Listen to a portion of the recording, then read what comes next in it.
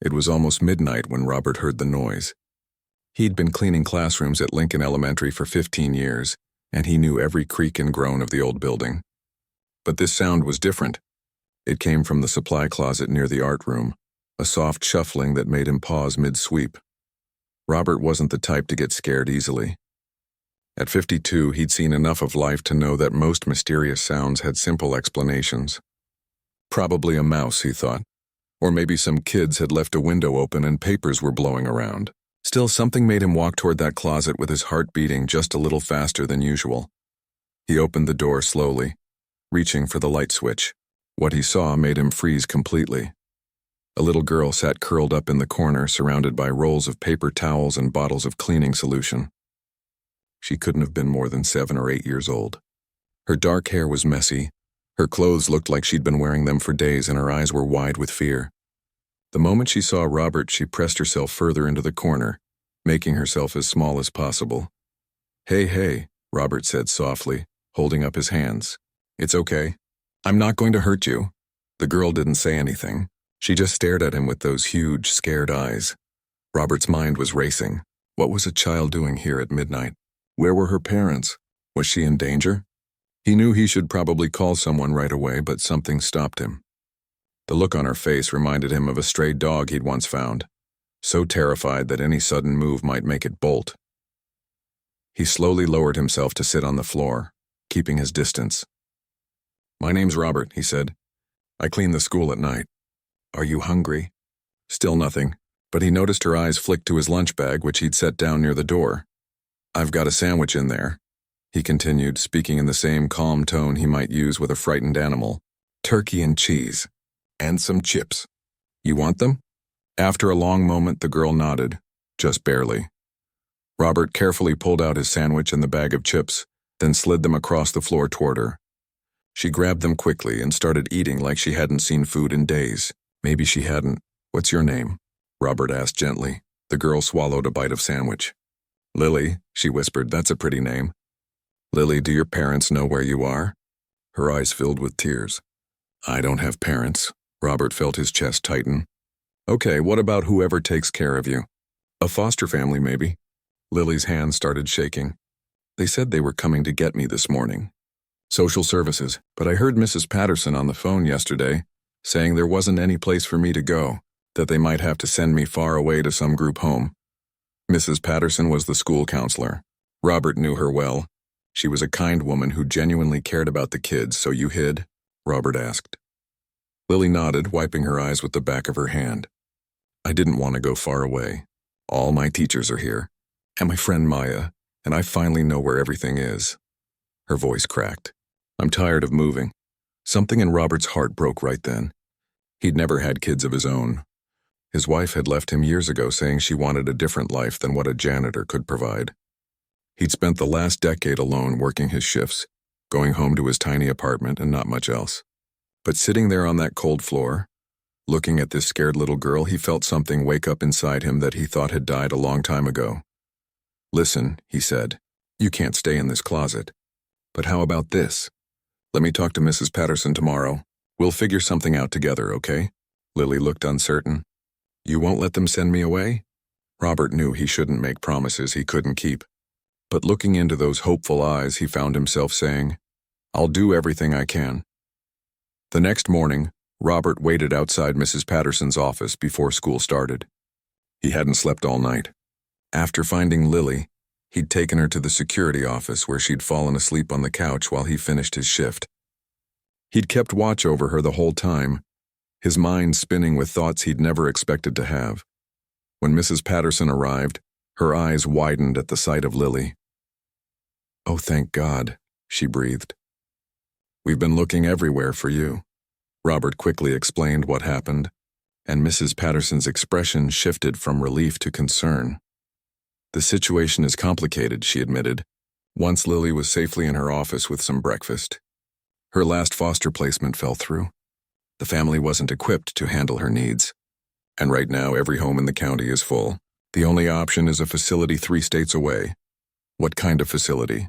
Robert asked. Mrs. Patterson sighed. It's not terrible, but it's not ideal. Large group home, lots of kids, overworked staff. Lily would be safe, but she trailed off, not needing to finish the sentence. Robert's mouth went dry as he asked the question that had been burning in his mind all night. What if someone local wanted to foster her? What would that take? Mrs. Patterson looked at him carefully. Are you asking what I think you're asking? Maybe, I don't know. Is it crazy? Robert, you're a single man in your 50s with a modest income. The process is extensive. Background checks, home studies, training classes. And that's just for fostering. Adoption takes even longer. But it's possible. Mrs. Patterson studied him for a long moment. You know what? Yes, it is. And honestly, I've seen a lot of potential foster parents come through here. Some of them have everything on paper. The big house, the stable marriage, the perfect family setup. But I've learned that what matters most is whether someone truly cares. Whether they show up. She paused, then added, You've worked at this school for 15 years. I've watched you help kids tie their shoes, talk to the shy ones, make sure the homeless students get extra food from the cafeteria when you think no one's looking. You show up, Robert. That counts for more than people realize. Over the next few weeks, Robert started the process. It was overwhelming. The paperwork alone seemed endless. He had to take time off work for interviews, which meant less money. He had to open up his life to strangers who asked him every possible question about his past, his finances, his motivations. Meanwhile, Lily was placed in a temporary shelter. But Robert visited her every single day. He brought her books from the library, helped her with homework, and listened to her talk about her day. Slowly, she started to smile more, started to trust him. One evening, about 6 weeks after he'd found her in that supply closet, Robert sat across from Lily in the shelter's visiting room. She was drawing a picture, her tongue sticking out slightly in concentration the way kids do. What are you making? He asked. She held it up. It was a drawing of 2 stick figures standing in front of a house. One tall, one small. It's us, she said simply. In case it happens. In case you really become my foster dad. Robert felt a lump in his throat. You want that? You want me to be your dad? Lily nodded seriously. You're the first grown-up who kept coming back. Everyone else always leaves. 3 months later, Robert stood in a courtroom, his hands sweating, his heart pounding. The judge reviewed the paperwork one final time, then looked up with a slight smile. Mr. Chen, I'm approving your petition to become Lily's foster parent, with the intention of adoption. Congratulations. Just like that, Robert's life changed completely. He was going to be a father.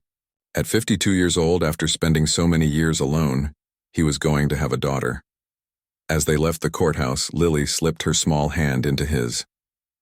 Can I call you Dad? She asked quietly. Robert squeezed her hand gently. I'd really like that. He had no idea that this moment was just the beginning. That 2 years down the road, everything would change again in ways he couldn't possibly imagine. All he knew right then was that this little girl needed him, and somehow he needed her just as much. Sometimes the most important moments in life happen in the most unexpected places. Like a supply closet in an elementary school at midnight, where a janitor finds not just a scared child, but his whole future waiting in the dark. The first night Lily came home, Robert stood in the doorway of what would be her bedroom and wondered if he'd made a terrible mistake. The room was barely big enough for the twin bed he'd bought secondhand, a small dresser, and a lamp. The walls were bare except for some old paint marks. This was nothing like what a kid should have. But it was all he could afford. It's perfect, Lily said from behind him, making him jump. Robert turned around. Really? Because I was thinking maybe we could get some posters or something. Make it more, kid-friendly. Lily walked past him and sat on the bed, bouncing slightly. It's my room, mine. I've never had my own room before. She looked up at him with shining eyes. In the foster homes, I always had to share. And at the shelter, there were like 20 bunk beds in one big room. This is amazing. Robert felt his throat tighten. Such a small thing, having your own room. He'd taken it for granted his whole life. But for Lily, it was everything. That first week was harder than Robert expected. He'd thought about the big stuff, making sure she had food, getting her to school on time, keeping her safe. But nobody told him about the small things that turned out to be huge, like how she woke up screaming from nightmares 3 nights in a row, and he had no idea how to comfort her. Or how she refused to eat breakfast because her stomach was in knots every morning from anxiety. Or how she hoarded food in her dresser drawer because she was terrified of being hungry again. Then there was the hair situation. Robert had watched exactly 37 YouTube videos on how to braid hair, and he still couldn't get it right. His thick fingers fumbled with the strands, and Lily winced as he accidentally pulled too hard. Sorry, he muttered, trying again. It's okay, Lily said, though her eyes were watering. No, it's not. Robert sat back, frustrated. Your hair deserves better than whatever this is. Lily laughed, a real laugh, and it was the first one he'd heard from her all week. You're doing your best. That's what matters. But Robert didn't think his best was good enough. He was barely sleeping because he'd picked up extra maintenance jobs during the day to afford the bigger apartment. He left for work right after Lily went to school, came home just before she did, spent the evening with her, and then headed to his night shift at the school. He was exhausted all the time, running on coffee and determination. Money was incredibly tight. Robert had always been careful with his spending, but adding a child to his budget was like trying to fit an elephant into a shoebox. There were so many things he hadn't thought about. School supplies were expensive. Growing kids needed new clothes constantly. There was a field trip that cost $20, and he'd watched Lily's face fall when he hesitated, calculating whether they could afford it. They could barely, but that meant eating pasta for dinner 4 nights that week instead of 3. The worst part was seeing the other kids at school. They had fancy backpacks and new sneakers and phones. Lily never complained, but Robert saw her looking. Saw her trying to hide the fact that her shoes were from a thrift store and had someone else's name written inside. But then, there were the good moments. Oh, the good moments made everything worth it. Like when Robert came home one afternoon and found Lily had made him a card. Thank you for choosing me, it said in her careful handwriting with a drawing of them holding hands. He'd put it on the refrigerator, and he looked at it every single day. Or the time she aced her math test and they celebrated with ice cream cones from the convenience store down the street. They couldn't afford to go to a real restaurant, but sitting on the curb outside, watching the sunset and eating their chocolate ice cream, Robert thought he'd never been happier. The people at Lincoln Elementary started to notice the change in Robert. He'd always been a quiet, keep-to-himself kind of guy. But now he talked about Lily constantly. Showed pictures on his phone, asked the teachers for advice on homework help. Mrs. Patterson, the school counselor, stopped him one evening during his shift. How's it going? She asked. Robert paused his mopping. Honestly, it's the hardest thing I've ever done. I'm tired all the time. I'm broke. I have no idea what I'm doing half the time. And you know what? I've never been this happy. Is that weird? Mrs. Patterson smiled. That's not weird at all. That's called being a parent. 3 months in, something shifted. Lily started to relax. The nightmares became less frequent. She stopped hoarding food. She laughed more easily. And one morning at breakfast, completely out of nowhere, she said it. Pass the juice, Dad. Robert nearly dropped his coffee mug. What did you call me? Lily looked suddenly uncertain. Sorry, I meant Robert. I shouldn't have. No, Robert said quickly. No, you can. You want to call me Dad? Lily nodded, her eyes hopeful and scared at the same time. If that's okay. Because that's what you are. You're my dad. Robert had to turn away for a moment, pretending to look for something in the cabinet because his eyes were suddenly too blurry to see. When he turned back, he was smiling so wide his face hurt. Yeah, I'm your dad. And you're my daughter. That was the moment he knew with absolute certainty that he'd do anything for this kid. Anything at all. The adoption paperwork was slowly moving forward, but it was a long process. Meanwhile, Robert and Lily built their life together one day at a time. He learned her favorite foods, grilled cheese with tomato soup and anything with strawberries. She learned his routines, like how he always checked the locks twice before bed and how he liked his coffee black with 2 sugars. They developed their own traditions. Friday nights were movie nights, where they'd make popcorn and watch whatever film they could find at the library for free. Sunday mornings were pancake mornings, even though Robert always burned the first batch.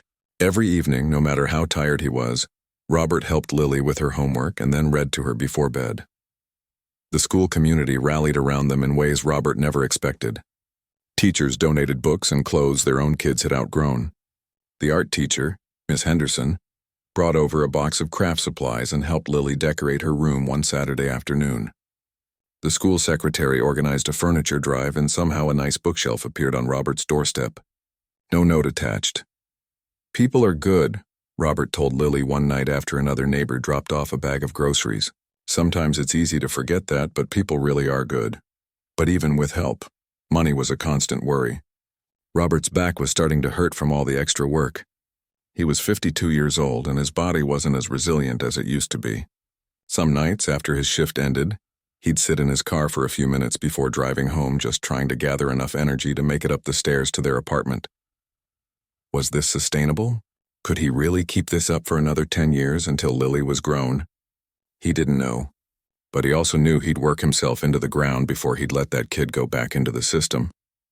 One evening, about 6 months after Lily moved in, they were sitting at their small kitchen table doing homework. Well, Lily was doing homework. Robert was looking at bills, his stomach churning as he tried to figure out how to make the numbers work this month. Lily looked up from her math problems. "Dad, are we poor?" Robert froze. How did you answer that question? He didn't want to lie, but he also didn't want her to worry. "We're not rich," he said carefully, "but we have everything we need. We have a home, food on the table, and each other. That's what matters." Some kids at school said. Lily trailed off, looking down at her paper. Said what? They said janitors don't make enough money to take care of kids properly. That I should be with a real family. Robert felt anger flash through him, hot and quick. "Lily, look at me." When she did, he continued firmly. "We are a real family. Family isn't about how much money you have. It's about showing up every day, taking care of each other, and loving each other no matter what. Do you feel loved?" Lily nodded, her eyes watery. "Do you feel safe?" Another nod. "Then we're doing just fine. And anyone who says different doesn't understand what family really means." Lily got up and hugged him tight. Robert held her, wishing he could protect her from every mean comment, every judgmental look, every person who thought they knew better. But he couldn't. All he could do was love her as hard as he possibly could and hope that was enough. As the months passed, Robert watched Lily transform. She was still the same kid, but lighter somehow. She smiled more, made jokes, brought friends home from school, started talking about the future in a way that suggested she actually believed she had one. And Robert transformed too. He'd spent so many years just going through the motions, working and sleeping and not much else. But now he had purpose. He had someone depending on him. He had a reason to get up every morning beyond just making it through another day. The adoption was scheduled to be finalized in another 6 months. 6 more months, and Lily would officially, legally, permanently be his daughter. Robert counted down the days like a kid waiting for Christmas. He had no idea that before those 6 months were up, a woman in an expensive suit would walk into his life with news that would turn everything upside down. He had no idea that the little girl sleeping peacefully in the next room was connected to a world of wealth and privilege that seemed impossible from where he stood. Struggling to pay rent on a 2-bedroom apartment, all he knew was that he loved her, and somehow, miraculously, she loved him back. That was enough. Or at least he thought it was. Until everything changed. It was a Tuesday evening, about 2 years after Lily had come to live with Robert, when the woman in the suit appeared. Robert was finishing up his cleaning shift at the school when he saw her waiting by the main entrance. She looked completely out of place in the old building. Expensive clothes, polished shoes, a leather briefcase that probably cost more than Robert's monthly rent. "Mr. Chen?" she called out as he approached. Robert's first thought was that something was wrong. Had he done something illegal with the adoption? Was someone trying to take Lily away? His stomach dropped. "That's me," he said cautiously. The woman extended her hand. "My name is Helen Nakamura. I'm an attorney from the law firm of Richardson and Associates. I've been looking for you for quite some time. Well, not you specifically. I've been looking for a child named Lily Martinez." "I understand she lives with you?" Robert's protective instincts kicked in immediately. "What's this about? Perhaps we could talk somewhere private." "This is rather complex. They ended up in the teacher's lounge." Robert sat on the edge of his chair, his hands clasped tightly together, while Helen pulled documents from her briefcase. "Mr. Chen, how much do you know about Lily's biological family?" "Not much," Robert admitted. "Just that her parents both died when she was little. Her father in some kind of accident. Her mother from illness not long after. No other family stepped forward, so she ended up in foster care." Helen nodded slowly. "That's mostly correct. What you don't know is that Lily's father, Daniel Martinez, was the only child of Elizabeth Monroe. Elizabeth was..." Well, she was extremely wealthy. Her family made their fortune in real estate and investments generations ago. Robert stared at her. This had to be some kind of mistake. Lily? My Lily? Your daughter, yes. Elizabeth and Daniel had a falling out when he was in his 20s. Daniel wanted to live his own life, make his own way. He refused his mother's money and they became estranged. Elizabeth was heartbroken, but she was also stubborn. They didn't speak for years. Helen paused, her expression sad. By the time Elizabeth tried to reach out to repair their relationship, it was too late. Daniel had already died. She hired investigators to find out what happened. And that's when she learned about Lily. She discovered that her granddaughter was alone in the world, lost in the foster care system. Why didn't she come forward? Robert asked, his voice tight.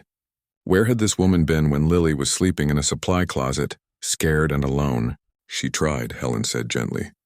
Elizabeth spent years searching, but the system is complicated.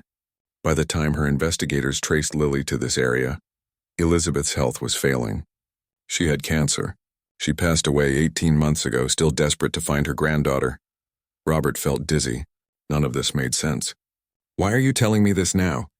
Helen took a deep breath. Because Elizabeth left her entire estate in trust for Lily. Everything. We're talking about approximately $8 million. The room seemed to tilt. $8 million. Robert couldn't even comprehend that number. He made $28,000 a year. He'd never had more than $1,000 in his bank account at one time. That can't be right, he said. I assure you it is. The trust is structured so that Lily will receive portions at different ages, 18, 25, and 30. But there are provisions that start immediately. Education expenses, medical care, certain living expenses, all covered. Robert's mind was racing. What does this mean for us? Legally, nothing changes with your adoption. That's proceeding normally, and this trust doesn't affect your parental rights. Lily is your daughter, and that money is hers. You would help manage it until she's older, of course, with oversight from the trust administrators. But Helen's expression suggested there was more. Robert waited, his heart pounding. However, she continued, there is a complication. Elizabeth had a younger sister, Patricia Monroe Ashford. Patricia never married, never had children of her own. She only recently learned about Lily's existence through the estate proceedings, and she's expressed interest in being part of Lily's life. That's fine, Robert said carefully. Lily could use more family. Helen looked uncomfortable.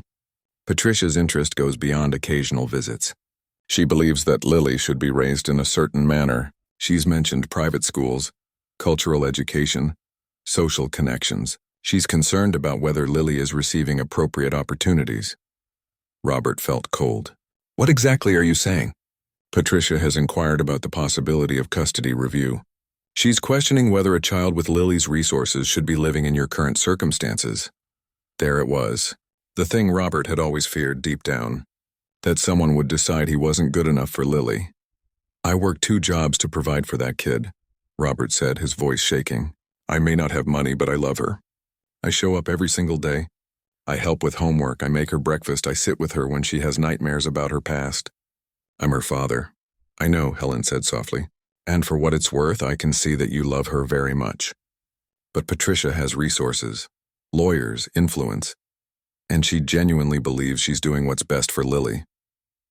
After Helen left, Robert sat alone in the teacher's lounge for a long time. $8 million. It seemed like something from a movie, not real life. But the threat of losing Lily? That was very real. He thought about not telling Lily anything, about pretending this conversation had never happened. But he'd promised himself from the beginning that he'd always be honest with her. So that night after dinner, he sat her down and explained everything as simply as he could. Lily listened quietly, her eyes getting wider and wider. When he finished, she didn't say anything for a long moment. So I'm rich? She finally asked. You will be, yes. When you're older. And there's a lady who wants to take me away from you. Robert's heart broke at the fear in her voice. She's your great aunt, your grandmother's sister. She wants to be part of your life, and she thinks she can give you things I can't. Lily's eyes filled with tears. But I don't want things. I want you. Robert pulled her into a hug, holding her tight. Nobody's taking you anywhere. I promise. But even as he said it, he wondered if that was a promise he could keep. Over the next few weeks, Patricia Monroe Ashford made her presence known. She sent gifts, Expensive toys, designer clothes, things that Lily had never owned in her life. She sent letters talking about the opportunities she could provide. Ballet lessons, piano, travel, the best schools in the country. Robert watched as Lily opened each package with a mixture of wonder and confusion. The stuff was nice, there was no denying that. But it felt like Patricia was trying to buy her way into Lily's life. Then Patricia requested a meeting. She wanted to meet Lily in person, and legally Robert couldn't refuse. She had a right to know her great niece. They met at a fancy restaurant downtown, the kind of place Robert had never even considered entering before. Patricia was in her 60s, elegant and composed in a way that made Robert feel shabby in his only suit, which was 15 years old and a bit tight around the middle. "Lily," Patricia said warmly, her eyes bright with tears. "You look so much like your father when he was your age. You have the Monroe eyes." Lily looked uncertain, pressing close to Robert's side. Patricia ordered for all of them without asking what they wanted. She talked about family history, about the Monroe legacy, about how excited she was to finally meet Lily. She showed pictures on her phone of a huge house with a pool, of trips to Paris and Tokyo, of everything money could buy. "You could come stay with me this summer," Patricia suggested. "I have a lovely guest room. We could get to know each other better. I could show you your father's childhood home." "Maybe," Lily said quietly. Patricia's gaze shifted to Robert. "And you must be exhausted working so much. Perhaps it would be nice to have some help." There it was, the implication that he couldn't handle things on his own, that he was struggling. And the worst part? He was struggling. Every single day was a fight to make ends meet. In the car on the way home, Lily was quiet. "What are you thinking?" Robert asked. "She seems nice," Lily said carefully. "But she's not you. She doesn't know that I hate mushrooms or that I need to sleep with the bathroom light on. She doesn't know about our Friday movie nights or how you always burn the first pancake on Sunday."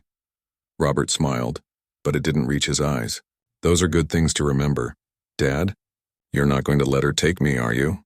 I'm going to do everything I can to keep us together." But 2 days later, Helen the lawyer called with bad news. Patricia had officially filed for a custody review. She was arguing that Lily deserved the opportunities and lifestyle that her grandmother would have provided, that while Robert was clearly well-intentioned, he wasn't equipped to raise a child with such resources and potential. The court date was set for 6 weeks away. Robert had 6 weeks to prove that love mattered more than money.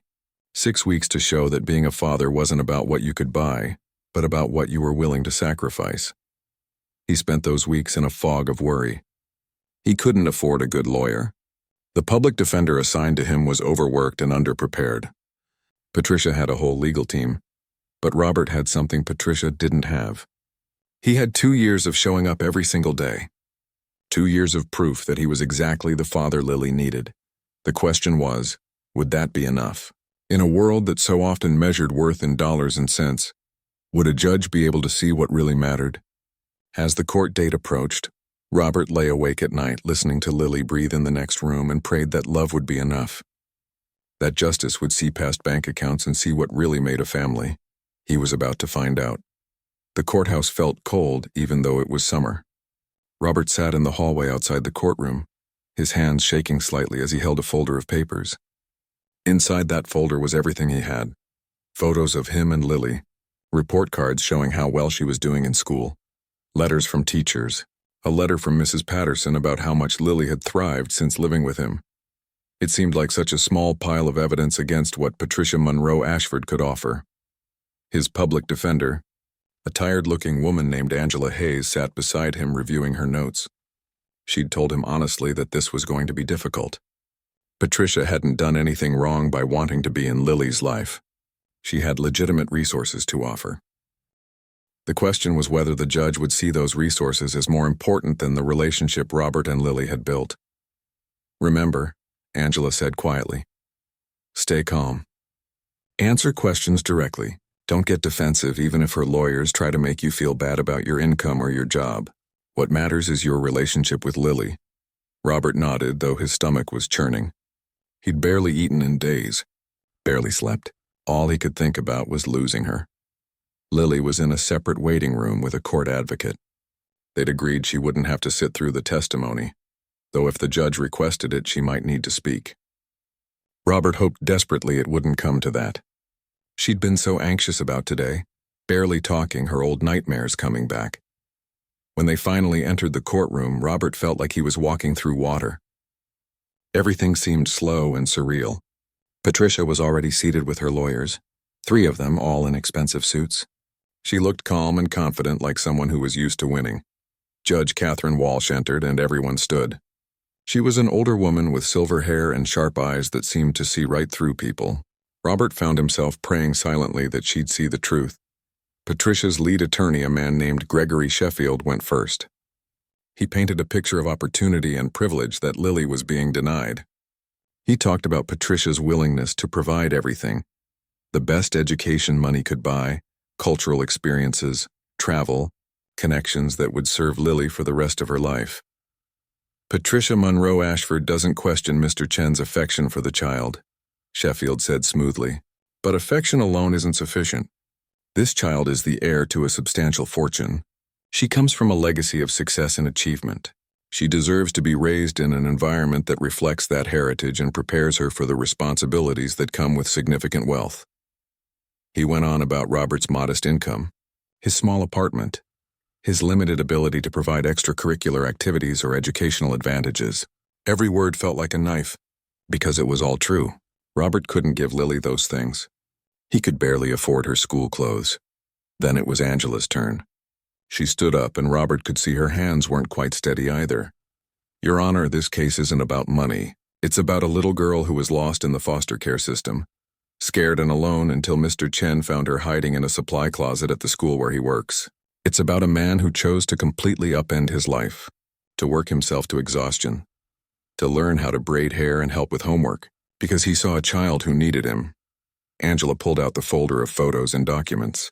These pictures show birthday parties celebrated with homemade cake.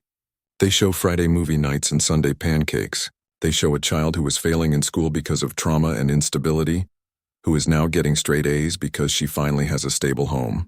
This isn't theory. This isn't what someone might provide in the future. This is what's already happening. Sheffield cross-examined Robert first. He was polite but relentless. Mr. Chen, you work as a janitor at Lincoln Elementary, is that correct? Yes. And you also work part-time maintenance jobs during the day? Yes, I do whatever it takes to provide for my daughter. Your daughter. The adoption isn't finalized yet, though, is it? It's in process. It would have been finalized months ago if this hearing hadn't been scheduled. Sheffield nodded, making a note. What is your annual income, Mr. Chen? Robert swallowed hard. About $28,000 from the school. Maybe another $10,000 from the maintenance work. $38,000 total. And you rent a 2-bedroom apartment in the Riverside district? Yes. That's not one of the city's better neighborhoods, is it? Angela objected, but the point was made. Robert lived in a place where sirens were common and the school district was underfunded. Have you taken Lily to museums, theater performances, art galleries? We go to the free ones when we can. The library has programs. Have you traveled with her? Shown her the world beyond your neighborhood? Robert felt heat rising in his face. We took a bus to the state park last summer. Went camping. She loved it. Camping. Sheffield said the word like it was amusing. Ms. Monroe Ashford could show her Paris, London, Tokyo, the great museums of the world, not just free admission days at local galleries. Money doesn't make someone a good parent, Robert said, unable to stop himself. No, Sheffield agreed, but it does provide opportunities. You love Lily, that's clear. But love doesn't pay for college. Love doesn't open doors in this world. Resources do. When Patricia took the stand, she spoke eloquently about her desire to honor her sister's memory by caring for Lily. She talked about the guilt she felt for not being there when Daniel died, for not knowing about Lily sooner. I don't want to take her away from Mr. Chen entirely, Patricia said, her voice emotional. I simply believe she deserves both. His affection and my resources. I'm proposing shared custody. Lily could attend the Phillips Academy during the school year, one of the finest boarding schools in the country. Summers with Mr. Chen, best of both worlds, boarding school. Robert felt sick. 9 months away from him with only summers together? That wasn't shared custody. That was barely being in her life at all. Angela cross-examined Patricia carefully. Ms. Monroe Ashford, have you ever raised a child? No, but I'm prepared to learn. Do you know what Lily's favorite food is? Patricia paused. I'm sure we'd discover that together. Do you know about her nightmares? Her anxiety about being abandoned? The specific triggers that make her panic? I'm certain the school would have excellent counselors. Do you know that she needs to sleep with the bathroom light on? That she hoards food when she's stressed because she's been hungry before? That loud noises frighten her? Patricia looked uncomfortable. I would learn these things. I have resources to help. Resources, Angela repeated. Mr. Chen learned those things by being there. Night after night, day after day, for 2 years. That's not something money can buy. But Sheffield came back strong. He called an educational consultant who testified that Lily would benefit immensely from the opportunities Patricia could provide. He called a financial advisor who explained the trust fund and all the advantages that came with it. The hardest part was when they called Mrs. Patterson, the school counselor. She was there as a neutral witness, and Robert's heart sank as Sheffield questioned her. Would you say that Lily could benefit from increased resources? Mrs. Patterson looked uncomfortable. All children can benefit from adequate resources, and Mr. Chen's resources are limited, correct? Mr. Chen works very hard to provide for Lily, but limited. Yes or no? Mrs. Patterson's voice was quiet. Yes, limited. Sheffield sat down, looking satisfied. But Angela stood up for her redirect. Mrs. Patterson, in your 20 years as a school counselor, you've seen many types of family situations, correct? Yes. Including wealthy families? Yes. Can money guarantee a child's well-being? Absolutely not. What does guarantee it?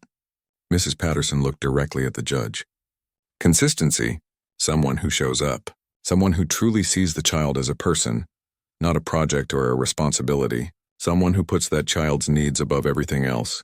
And in your professional opinion, does Mr. Chen do that? Every single day. I've watched him attend every parent-teacher conference, even when it meant leaving his day job early.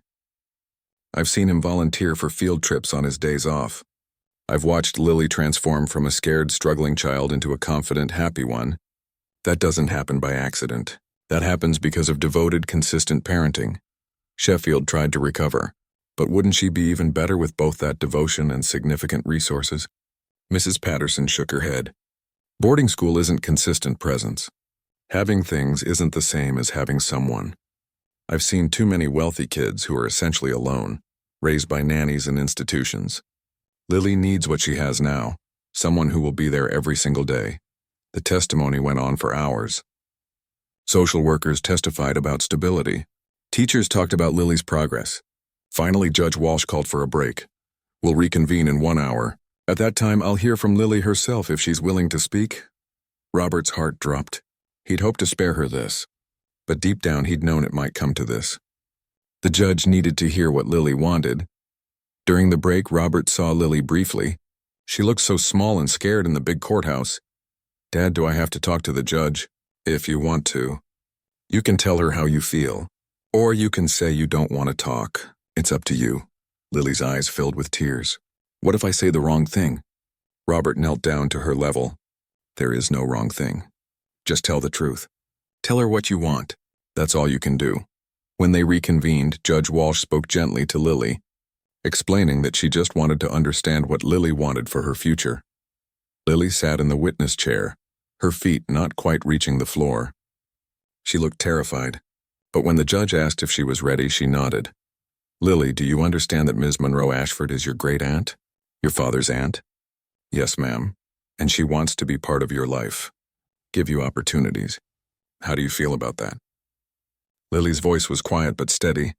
She seems nice, and I guess it would be cool to see Paris and stuff. Robert felt his heart crack. But then Lily continued, her voice getting stronger. But none of that matters if I can't be with my dad. Can you explain what you mean? The judge asked gently, and then Lily spoke, and everything she said came straight from her heart. Lily took a shaky breath and looked at the judge. Before I met my dad, I was in 7 different foster homes. 7, and nobody kept me. I thought maybe there was something wrong with me. Like maybe I was the problem. Her voice wobbled, but she kept going.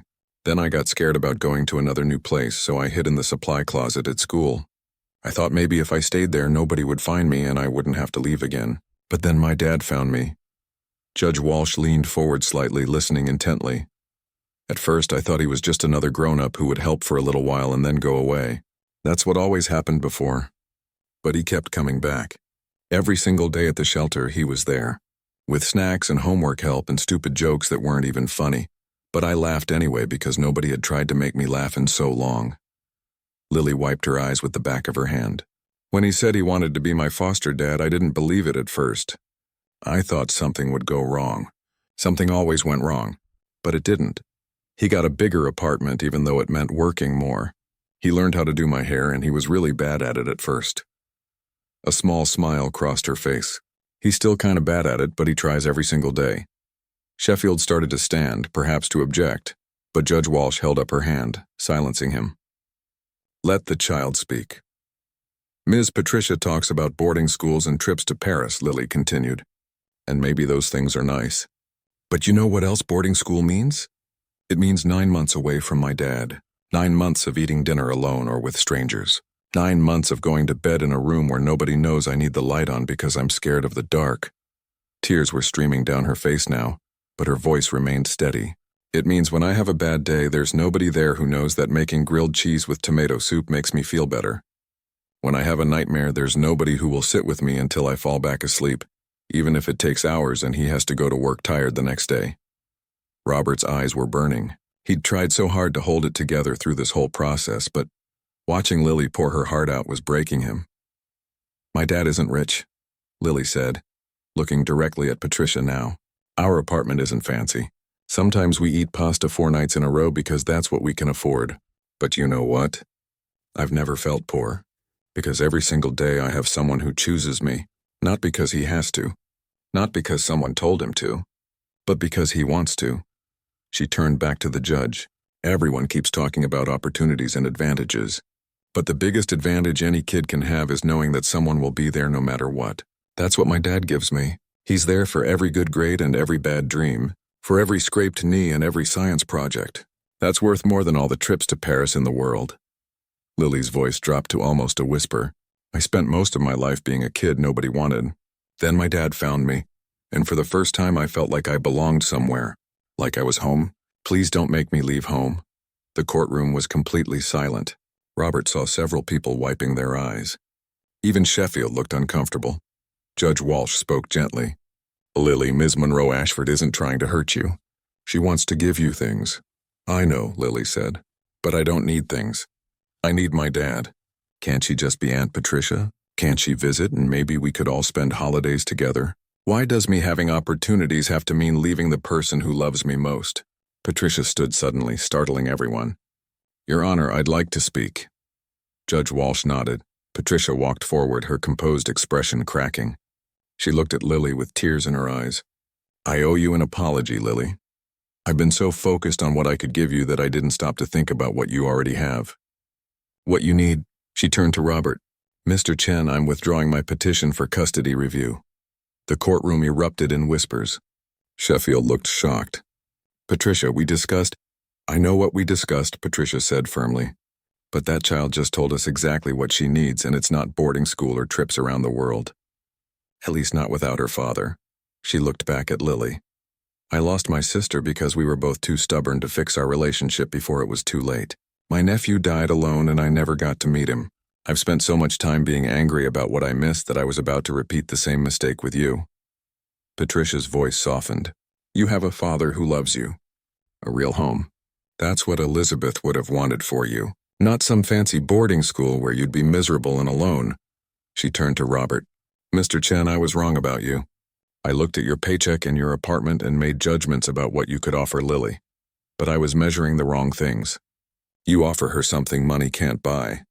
Robert didn't know what to say. His mind was reeling. Patricia continued.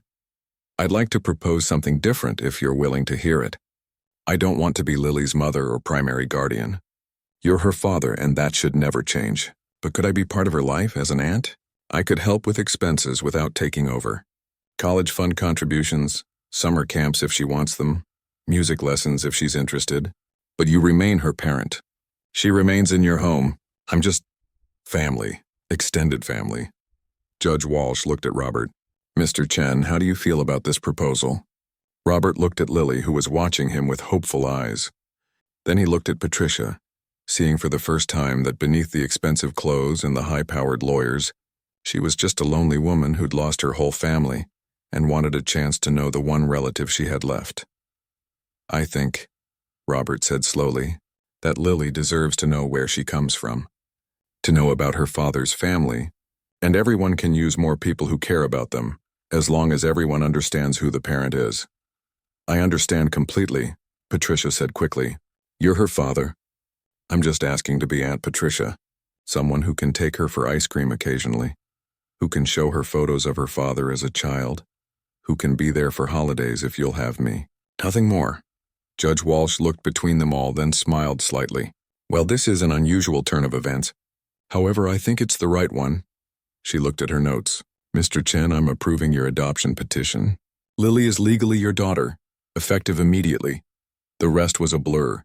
Robert heard the judge say something about Patricia having visitation rights as extended family, about the trust fund being managed with oversight, about all the legal details. But all he could focus on was the word daughter, legal daughter, forever daughter. When they left the courtroom, Lily threw her arms around Robert's waist. "We did it, Dad. We're a real family now." "We were always a real family," Robert said, holding her tight. "The paperwork just caught up." Patricia approached them hesitantly. "Lily, I hope you can forgive me. I really did think I was doing what was best." Lily looked at her for a moment, then said, "My dad says everyone deserves second chances. Do you want to come have dinner with us? It's just going to be spaghetti, but Dad makes really good garlic bread." Patricia's eyes filled with tears. "I would love that." 3 months later, Robert stood in his slightly larger apartment. Patricia had helped them move to a better neighborhood, over Robert's initial protests, and watched Lily show Patricia her room. They'd developed an easy relationship, Patricia visiting every other weekend, always respectful of Robert's role as Lily's father. The trust fund sat untouched except for starting a college savings account. Robert still worked at the school, though he'd cut back on his day jobs. Patricia had insisted on helping with expenses, and after long discussions, they'd found a balance that worked. Patricia could contribute to Lily's activities and education, but Robert still paid for the everyday things. He needed to feel like he was providing for his daughter. Mrs. Patterson stopped by one evening bringing cookies. "I heard Lily made the honor roll again. You must be so proud." "Every single day," Robert said, "even when she's driving me crazy with her music too loud or leaving her backpack in the middle of the floor." "Especially then, actually, because it means she's comfortable enough to be a normal, messy kid." "You know what I think about when I see you two?" Mrs. Patterson said. "I think about how the system almost failed her, how she almost ended up in that group home 3 states away, and how one man who made barely enough to support himself decided that wasn't going to happen." Robert shrugged uncomfortably. "I just did what anyone would do." "No," Mrs. Patterson said firmly. "You did what the right person would do. There's a difference." That night, after Patricia had gone home and Lily was in bed reading, Robert sat in his living room with a cup of coffee. The apartment was quiet except for the sound of cars passing outside and Lily occasionally turning pages in the next room. His life hadn't turned out anything like he'd expected. He'd thought he'd spend his whole life alone just working and getting by. He never imagined becoming a father at 52. Never imagined that a scared little girl hiding in a supply closet would become the center of his entire world.